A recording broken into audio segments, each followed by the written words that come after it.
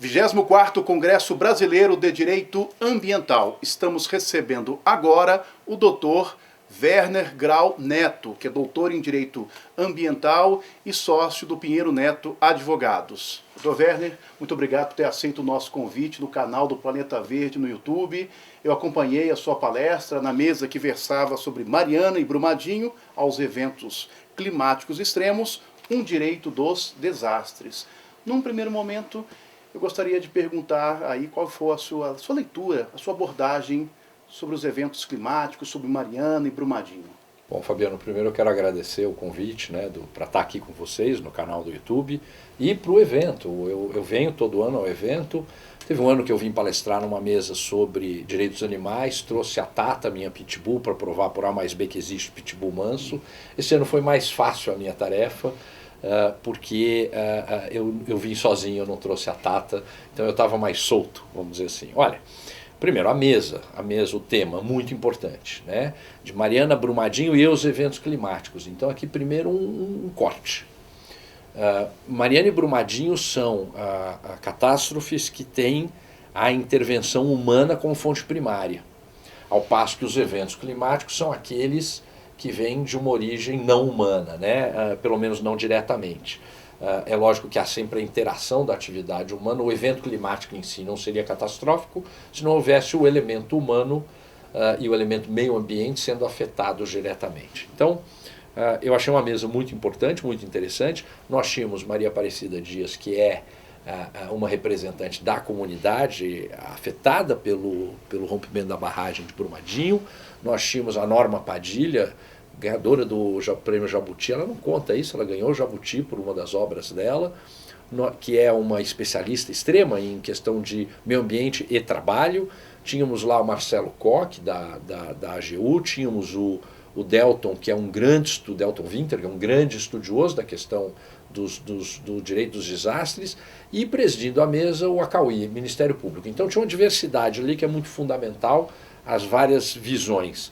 A Maria Aparecida trouxe a visão fato. O direito nada mais é do que aquela resposta que a estrutura jurídica dá ao fato. Então é muito importante entender o fato. Muito bem. Ali nós discutimos basicamente os efeitos, ficamos muito em Mariana e Brumadinho, menos em eventos climáticos puros. E na questão de Mariana e Brumadinho eu fiz uma provocação aos colegas e à plateia acerca da efetividade do sistema. A minha pergunta para o caso Mariana, que serve para Brumadinho, foi a seguinte. Em Mariana, o acidente, o rompimento da barragem envolveu a Samarco. Samarco tem como acionistas Vale e BHP, as duas maiores mineradoras do mundo, com muita solvência. Se não houvesse essa estrutura, vamos dizer que fosse uma empresa de um capital social limitado e com acionistas que não tivessem um fôlego financeiro que tem as acionistas de Samarco, quem responderia por aquele evento? Quem responderia pelos efeitos do rompimento da barragem de Fundão? E ali em Brumadinho a mesma coisa se nós tirássemos a Vale. Então é uma questão sistêmica. O sistema não prevê uma estrutura de resposta. E nisso é que vem uma crítica que eu faço há anos ao sistema na seguinte medida. Quando nós trouxemos o nosso sistema de controle ambiental, ele tem muito de uma inspiração no sistema norte-americano, que tem os fundos. O Superfund, por exemplo. São fundos que são municiados, que têm os seus recursos vindos da atividade de risco, e quando o risco se materializa, você primeiro usa esse recurso para responder aos efeitos. Então você pula toda aquela parte de discussão de responsabilidade, etc. Tem uma eficácia imediata de resposta porque há recursos disponíveis para isso. E num segundo momento você apresenta a conta a quem gerou o efeito. E aí esta discussão é uma discussão que é secundária. No nosso sistema, dada a ausência de um sistema de resposta imediata, e eu não estou falando aqui de seguro ambiental. Seguro ambiental é uma ferramenta importantíssima, mas é uma relação entre o empreendedor e aquele agente econômico que faz a tomada de responsabilidade ou a divisão, a compartilhamento de responsabilidade. O que eu estou dizendo é uma estrutura do Estado, que é esta que vem dos fundos. Aliás, me permita aqui fazer uma propaganda. Minha tese de doutorado é sobre isso. Perfeito. Qual foi ela? Vamos lá, vamos eu escrevi sobre a implementação do princípio da sustentabilidade por meio de instrumentos econômicos. Então o que eu digo? Eu peguei como exemplo o setor elétrico. Se eu tomar a variável mudança do clima, emissão de gás de efeito estufa, e pegar as várias fontes de energia, eu crio um delta, que é um fator de mensuração. Por exemplo, a hídrica são X toneladas em média por quilowatt-hora. A térmica, a nuclear, a eólica, a solar. Então eu vou ter, quanto maior for a tonelagem de carbono por megawatt-hora, eu aumento uma contribuição. Isso seria uma CID, uma contribuição de intervenção sobre o domínio econômico. De maneira que esse dinheiro vai para um fundo, essa foi a proposta, com gestão tripartite, governo, o setor que contribuiu para este fundo e a sociedade civil, uma representação da sociedade civil, e este fundo financia os projetos de redução de emissão de gás de efeito estufa ou compensação dessas emissões, por meio do famoso RED, o carbono florestal. E aí eu crio uma equalização, eu devolvo isso para o setor na mesma proporção da geração, de maneira que no mundo ideal quem mais gera contribui mais e no final todo mundo neutraliza ou reduz as suas emissões a próximo ou idealmente no patamar zero. Se você trocar a emissão de gás de efeito estufa por risco de dano, eu vou pegar determinados setores da atividade econômica e vou dizer, olha, eu posso até fazer um fundo para todos, mas aí eu vou, de acordo com o grau de risco, eu vou aumentar ou diminuir o percentual sobre a receita de contribuição para aquele fundo. O fundo fica lá poupudo. É o nosso fundo de recomposição dos interesses difusos lesados, mas com uma outra fonte de recursos para esse fundo. O fundo que nós temos, ele vive de multas. Ele vive da falência do sistema. O sistema deu errado, eu precisei processar o sujeito, eu precisei montá-lo, e aí eu ponho esse dinheiro no fundo. Não, eu quero um fundo que o recurso tem que vir da atividade que ainda não causou nenhum dano, vamos chamar, eu separo o impacto do dano. O impacto é aquilo que é natural da atividade humana. Toda intervenção humana é impactante. E o ordenamento jurídico cuida disso. E aí a gente cria o sistema de comando e controle, as fiscalizações e tal. O dano é quando isso tudo dá errado. Então eu tenho um agente externo, que é o dano. Então eu não posso pegar o recurso gerado do dano e jogar num fundo que é de prevenção. Até posso, mas eu tenho aqui uma esquizofrenia do sistema. O que eu quero é, num sistema eficiente, a atividade é de risco. Então ela faz uma contribuição, esta contribuição vai para este fundo, e este fundo responde exclusivamente à eventualidade do dano. Porque eu tiro a discussão financeira do dano. Eu vou ter recursos para responder pelo dano, indenizo, compenso, reparo, resolvo, e depois eu discuto a geração do dano. E aquele que for condenado, o que fará? Ele reporá os montantes. O montante que foi tirado do fundo. Perfeito. Seria uma resposta no caso de Brumadinho e Mariana, se tivesse algo nesse sentido já implementado. Uma resposta imediata. Se nós não tivéssemos a Vale nos dois casos, e a BHP junto com a Vale no caso Mariana, e fossem empresas que não tivessem fôlego para responder, quem responderia? A sociedade. Um fundo evitaria isso. Mas mesmo tendo essas empresas, nós sabemos que o recebimento dos montantes correspondentes ao dano tem aí todo um processo longo, muitas vezes, tem um paliativo, e esse fundo seria então uma forma de dar uma resposta para a sociedade, imediata. Ele daria uma resposta imediata para tudo aquilo que pode ser feito de forma imediata. O seu comentário, Fabiano, é bárbaro, porque vamos discutir um pouquinho o que se fez em Mariana. As pessoas costumam me perguntar, eu advogo naquele caso, eu sou advogado de uma das empresas naquele caso, e nós dizemos sempre o seguinte: criou-se uma estrutura que tem desde o CIF, Comitê Interfederativo, até as assessorias técnicas aqui embaixo, nas comunidades. E tem todo um fluxo de informação para que a Fundação Renova, que foi a entidade criada para implementar os programas reparatórios e compensatórios, ela os transforme de programas em projetos, e sejam esses projetos aprovados, depois implementados e verificados. Por que eu tenho que ir lá descer até a comunidade, até o atingido? Eu tenho que dar equidade para esses atingidos, eu tenho que remunerar é o termo errado. Eu tenho que reparar e compensar aquele atingido, você e o outro atingido do seu lado, que tiveram a mesma espécie de dano, de forma equânime, por equidade.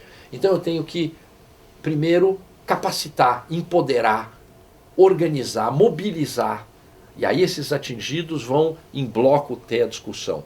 Isso é válido? essa foi a estrutura que se criou. Qual é o senão disso? Demora muito tempo. Sim. Então, numa questão lá com o nosso fundo, também teria isso, também teria necessidade de mobilização e tal. Então, a sociedade se ressente disso, mas isso é uma necessidade.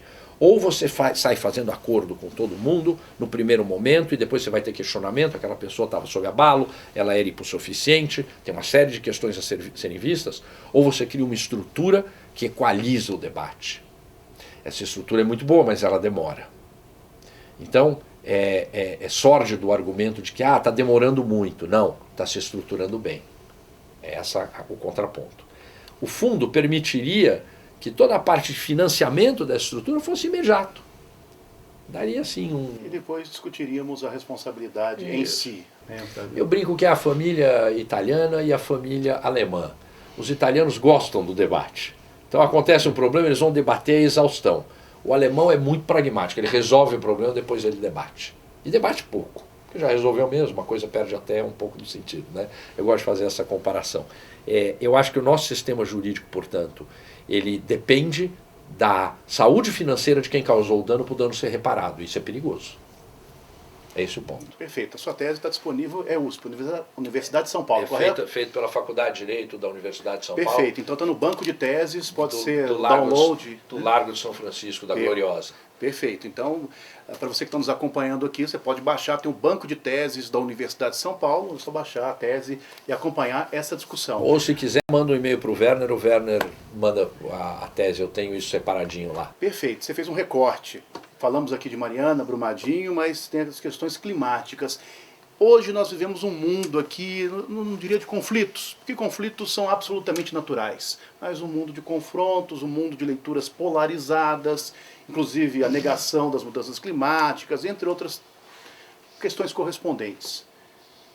O Werner, cidadão, o Werner, advogado, eu vi que em algum momento da sua palestra você fez menção a isso, e eu queria que você pudesse dialogar com a nossa audiência. Bom, a questão climática, eu sou um dos que crê piamente na intervenção humana, na contribuição humana para os eventos climáticos críticos, né? Então, primeiro, mudança do clima, tem muita gente que diz por aí, mas está frio. Não, mudança do clima é a elipse ficar cada vez mais extrema para cima e para baixo. Inverno rigoroso, verão rigoroso. Segundo, a questão climática, nós temos uma política nacional sobre mudança do clima, e ela prevê o estabelecimento desses fundos de contingenciamento, esses fundos de preparo para a resposta aos eventos climáticos e as medidas de mitigação e, onde é possível, de redução de risco climático. Muito bem, isso também não anda. Eu tenho uma angústia muito grande porque eu vejo que isso não se implementa. E no momento em que até o nosso governo coloca a questão climática como secundária, eu nem discuto.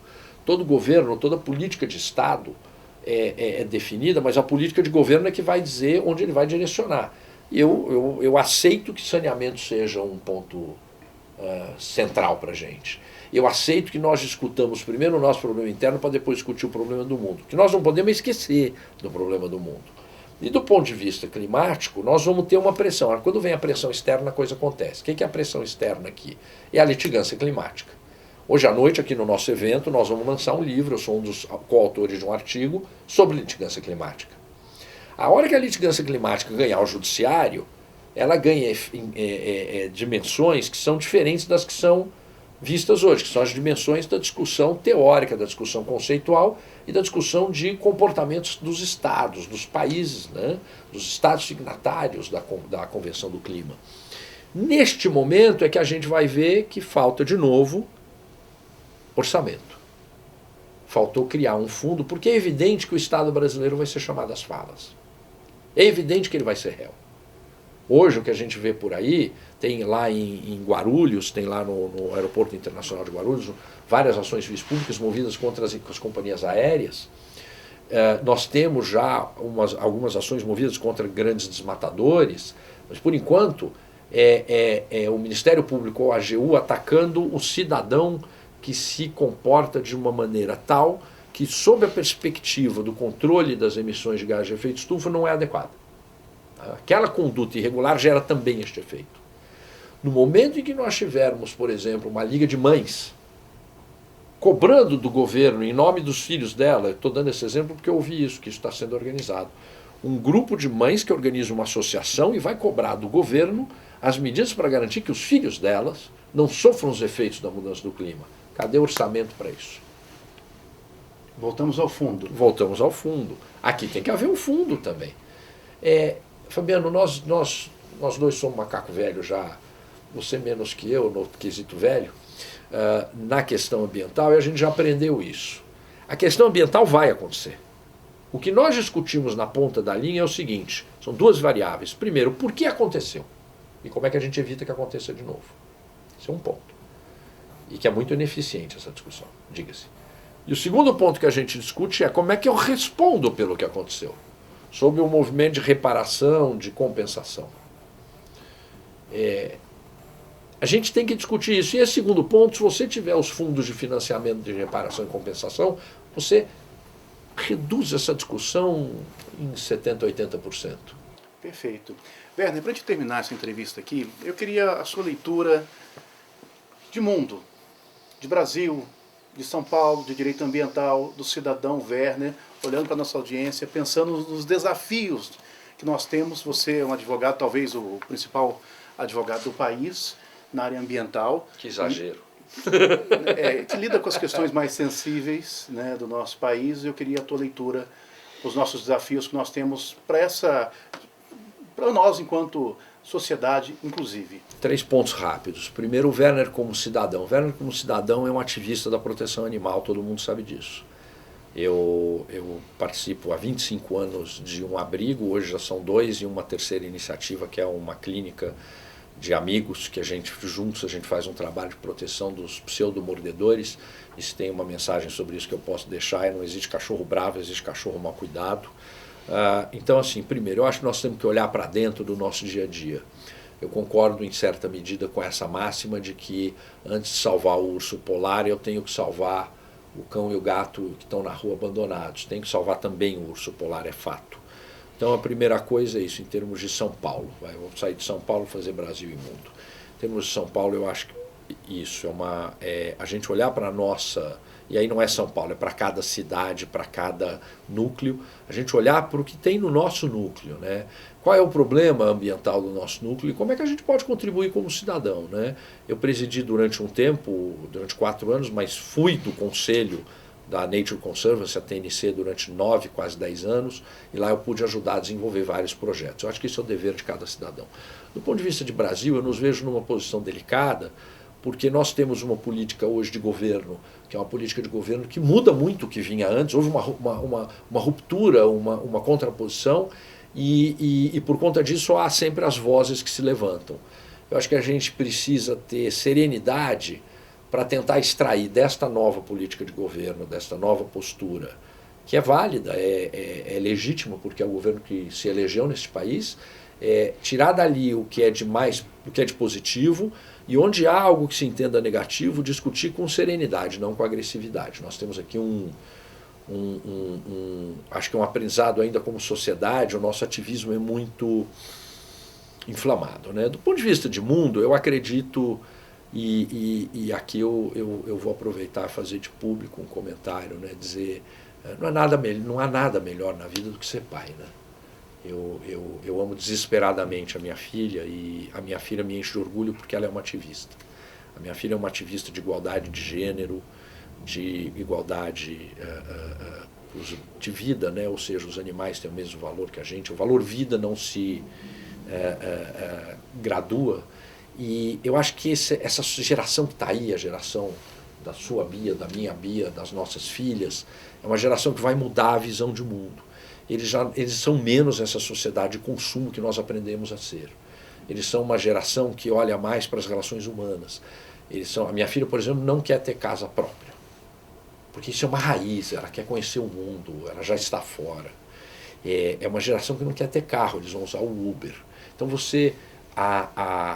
lógico que continua a questão do poder econômico, mas passa a ser o seguinte: aquela empresa que antes produzia veículos ainda vai produzir, mas ela não vai produzir mais para mim e para você. Ela vai produzir para uma outra empresa que vai ter o custo de aquisição, de manutenção, de tributos, todos os custos envolvidos no veículo, e por um aplicativo ela faz a locação imediata, pontual desse veículo para essa geração nova. Com isso, cria-se algumas quebras de amarras. Eu acho isso lindo. A primeira é a quebra da amarra da posse. Você troca a posse pelo uso, isso é muito bacana, é um novo modelo de sociedade. Segundo, você quebra as raízes mais críticas. Lógico que tem os efeitos colaterais, né? Eu fico imaginando, as pessoas perdem aquele vínculo com a terra delas, né? Então você perde o vínculo um pouco, todo mundo passa a ser global, tem lá as questões de tradições, de cultura, mas eu acho que tudo isso sobrevive porque isso é muito forte. Mas a sociedade fica mais humana. Então eu acho que em termos de mundo nós temos que, no nosso país, olhar para isso e entender que nós somos um país, nós somos uma jabuticaba. Nós somos diferentes, mas nós temos que seguir também essas ondas e extrair disso o melhor para que a nossa sociedade seja mais igual, né, menos desigual. E isso o tempo vai mostrar se funciona ou não. Eu acredito nessa geração, acho que nós somos a geração que perdeu a chance com a nova Constituição, com o direito ambiental, com o direito consumidor, com os direitos humanos em franco desenvolvimento. Nós perdemos a chance de fazer uma sociedade melhor. Ainda estamos em tempo. Você menos que eu, você é mais velho, mas ainda estamos em tempo, mas a geração que vem aí vai mudar o mundo e vai mudar para melhor. Eu espero só viver o suficiente para enxergar. Amém, assim seja. Obrigado, querido. Muito obrigado. E a você, fica o convite para acompanhar as entrevistas que fizemos aqui, na 24ª edição do Congresso Brasileiro de Direito Ambiental.